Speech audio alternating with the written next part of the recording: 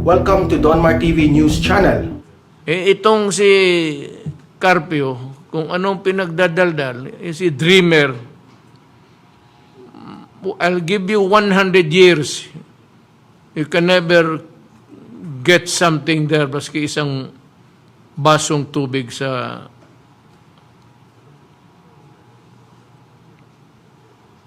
China ngayon. Tapos sige kayo intriga sa Pilipino, sige kayo intriga. Sabi ko nga, ano bang gusto ninyo? Sige, tell me what to do, except yung mga papel-papel ninyo. Walang kakwenta na just to create, well, whatever it is. Alam mo, ang nagpaalis sa atin, ang Amerika. Ang usapan, ang Pilipinas mag-retreat, ang China mag-retreat. Ang ginawa ng China, hindi nag-retreat, ang Pilipinas ang nag-retreat. Ang pagador noon si Del Rosario. Yan, tandaan mo yan, Carpio. Sige ka daldal. The constructive occupation was completed. It was a notice to the world na nung hindi sila umalis, tayo ang umalis. Ibig sabihin, amin to, kaya ka umalis. Maraming daldal.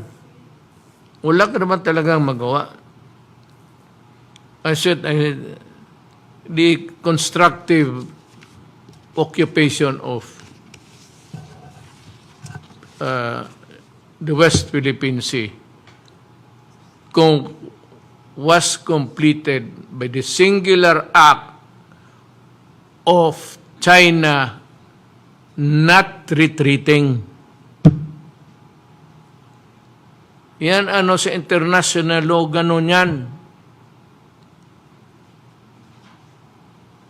Ikaw yung umalis, ibig sabihin, hindi iyo. At bakit umalis? Itong si Secretary Albert, usap ng Amerikano, takot ng gera. Takot na. Sana hinayaan na lang nila.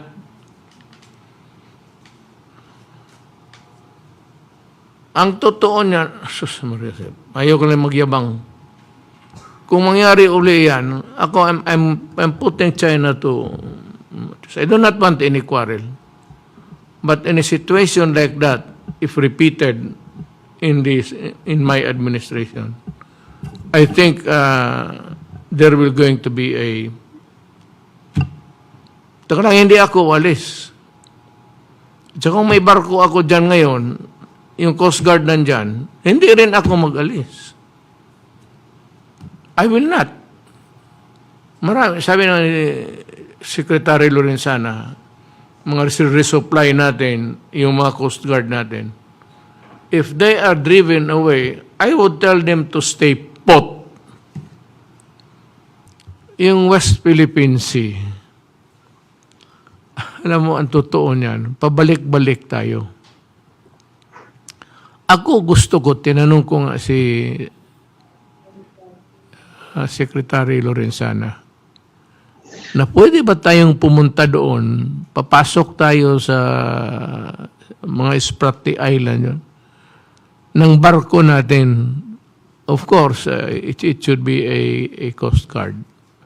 We do not send gray ships to mga warships dyan. Na para ipakita lang natin sa top Pilipino na baski ng ilang balik natin doon, wala talagang mangyari because we are not in the possession of the sea. Sa kanila Mr. President, wala namang balakid yung ating pagpunta doon, kahit nga yung Navy ships natin, panay ang punta sa Pag-asa Island at magpatrolya doon. Yung ating mga Coast Guard ships, wala din, Mr. President, ang patrolya nila dyan sa mga areas na marami tayong fishermen. and pati na yung Bureau of Fisheries and Aquatic Resources na barko, nandyan na rin. Nagpapalit-palit lang sila, Mr. President, dahil limitado yung mga barko natin. But we can, our ships can go there. In fact, regularly, yung ating mga barko dyan sa Palawan ay nagre-resupply sa ating mga islands dyan sa Kalayaan Island Group. So wala pong ano, pati yung ating mga fishermen ay libre naman sila makapangisda na hindi sila ginugulo ng mga Chinese. Kaya nga, ang China, kung hanggang dyan lang, wag ka lang magulo. You claim that even if you go there and wala rin mangyari kasi kanila talaga para sa isip nila kanila. Even if I go there, I said with Secretary Lorenzana and sail there and ask questions, wala mangyari. Sasagutin ka lang, but you know, the issue of the West Philippine Sea remains to be a question forever. Until such time that, we can take it back. Ang akin yan is, walang iba, gira lang. If we promote a war against China and America, medyo siguro mamadalian. Pero at what cost to us? Ayan ang problema. Yan talaga ang problema. But we can retake it only by force. There is no way that we can get back the tawag nilang Philippine Sea without any bloodshed. Yan talaga ang totoo. Baski na anong sabihin ng mga military, may iba dyan, alam ko na na walang ginawa. You know the cost of war.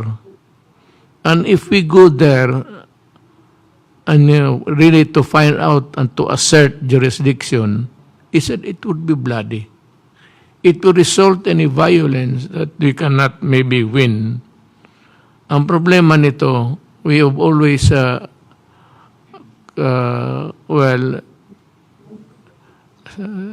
sided with America in so many issues, including this one. Pero kung sabihin mo that America will go to war because of the Philippine Sea, tapos tayo ang mag-umpisa. Ang sa ano doon that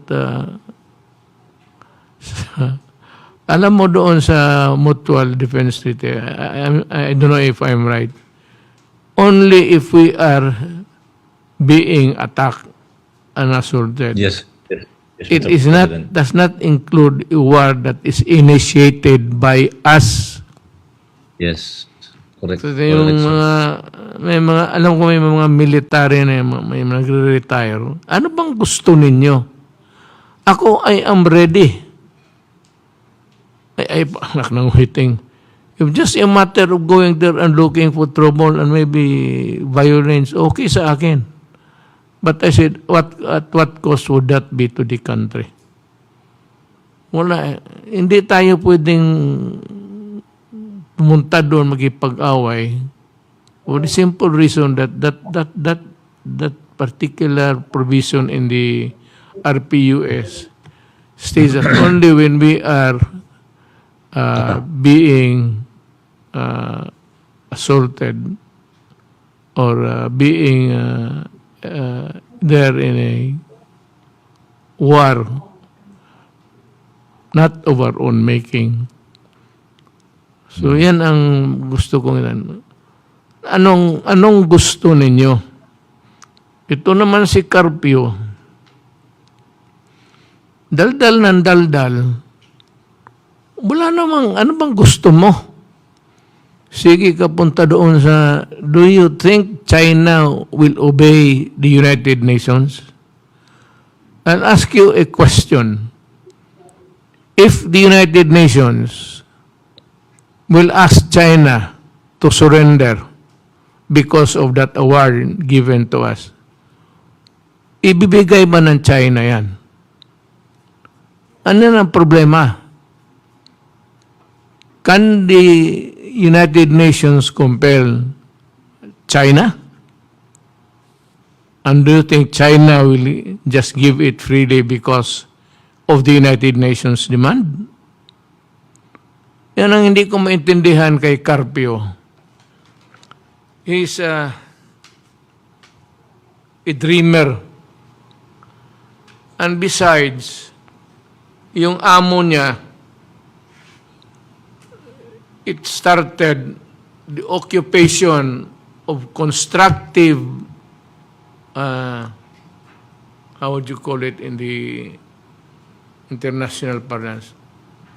The constructive occupation of China happened during the Aquino administration. May isang barko doon, nagpadala tayo. There was a standoff. A standoff, it was maybe going to a violent stage. I am addressing myself to the Chinese government. We want to remain friends. We want to share whatever it is. Sinabi ko naman sa inyo sa Chinese government, I'm not so much interested now in fishing. I don't think there's enough fish really to worry about. But when we start to mine, when we start to get whatever it is in the bowels of the China Sea, sa ating oil, diyan na ako. But by that time, I will send my ships there. I will send my gray ships there to state a claim. Yan masiguro ninyo. Pag kinuha na yung oil, kung anong mga nickel dyan, precious stones, that would be the time, because that is the time that we should act on it. Hindi ngayon na yung pahabol-habulan lang dyan. Ano ba naman? Habulin yung isang reporter na